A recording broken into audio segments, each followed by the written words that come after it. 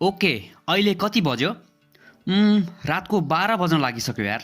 Well, a.m. र पिएममा के फरक छ र यसलाई कति बेला प्रयोग गर्ने?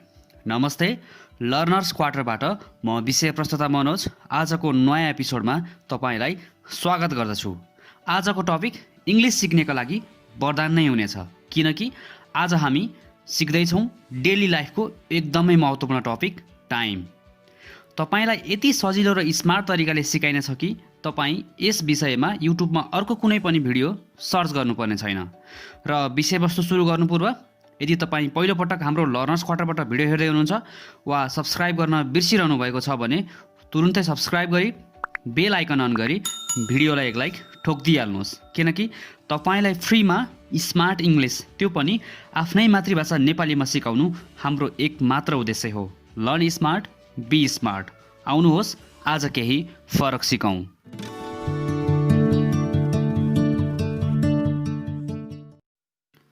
अब सबैभन्दा पहिले कति बज्यो अथवा कति टाइम भयो भन्नलाई सिकौँ। What's the time or what time is it now. हामी घडीको समयअनुसार यसको उत्तर विभिन्न तरिकाले दिन सक्छौँ, जस्तै इट्स 12 o'clock अर इट्स 12। अब हामी यति बज्यो, यति समय भयो अर्थात् यति बजेर यति मिनट गयो भन्ने विभिन्न तरिकाहरू पनि सिकिहालौँ। जस्तो कि अहिले 6 बज्यो, इट्स 6 o'clock। यहाँ ओ क्लकको अर्थ हुन्छ अफ द क्लक, अर्थात् घडीको ठिक 6 बज्यो। त्यस्तै 6:15, इट्स 6:15, अहिले 6:15 बज्यो। त्यस्तै 6:30, इट्स 6:30, अहिले 6:30 बज्यो। त्यस्तै 6:45, इट्स 6:45, अहिले 6:45 बज्यो। त्यस्तै अब हामी यति बजेर यति मिनट गयो र यति बज्न यति मिनट बाँकी छ यसलाई पनि सिकिहालौँ। जस्तो कि 6:05, इट्स 5:06, 6 बजेर 5 मिनट गयो। त्यस्तै 6:10, इट्स 10:06, 6 बजेर 10 मिनट गयो। त्यस्तै 6:20, इट्स 20:06, 6 बजेर 20 मिनट गयो। अब यहाँ एउटा बुझ्नुपर्ने कुरा, 30 मिनटसम्म पास्ट लेखिन्छ तर 30 मिनटपछि टु लेखिन्छ। जस्तै 6:35, इट्स 25 to 7, 7 बज्न 25 मिनट बाँकी छ। त्यस्तै 6:40, इट्स 20 to 7, 7 बज्न 20 मिनट बाँकी छ। अर्को 6:50, इट्स 10 to 7, 7 बज्न 10 मिनट बाँकी छ। यसरी जतिसुकै टाइम भए पनि सजिलै भन्न सकिन्छ। मैले यसमा बीचबीचका नम्बरहरू भनेको छैन, जस्तो कि 6:11, 6:13, 6:23 आदि, किनकि सामान्य बोलीचालीको भाषामा यस्ता नम्बरहरूलाई राउन्ड अफ गरेर भन्ने चलन छ।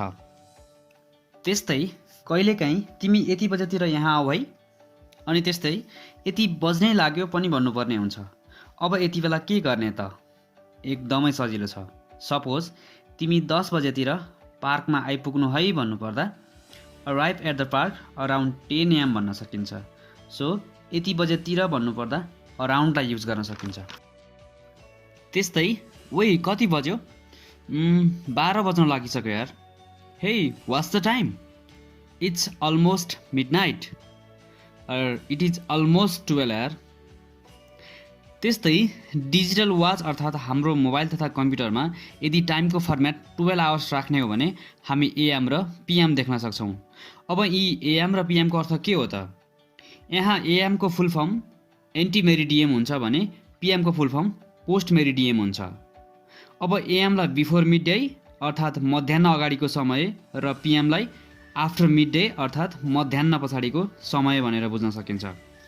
राति 12 बजेबाट दिउँसो 12 बजेसम्म एएम लेखिन्छ।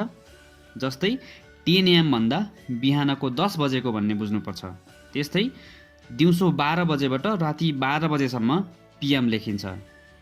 जस्तै 10 PM भन्दा रातको 10 बजेको भन्ने बुझिन्छ।